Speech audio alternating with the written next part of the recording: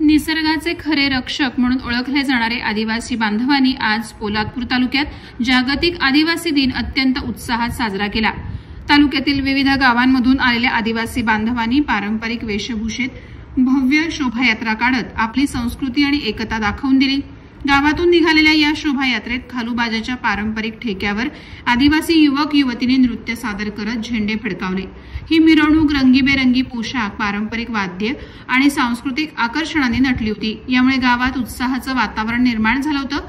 या विशेष दिनानिमित्त कॅप्टन विक्रमराव मोरे सभागृहात आयोजित कार्यक्रमात मोठ्या संख्येनं आदिवासी बांधव सहभागी झाले होते।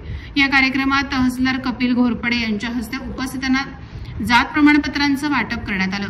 कार्यक्रमाला तहसीलदार कपिल घोरपडे, महसूल विभागाचे अधिकारी, कृषी उत्पन्न बाजार समितीचे संचालक लक्ष्मण मोरे, पत्रकार शैलेश पालकर आदी मान्यवर उपस्थित होते।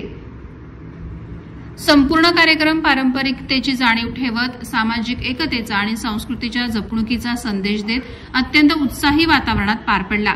जागतिक आदिवासी दिनाच्या निमित्तानं पोलादपूर तालुक्यातील सांस्कृतिक ऐक्याचं सुंदर दर्शन या कार्यक्रमातून घडलं। Bureau report, Konkan news Marathi, Poladpur, Raigad.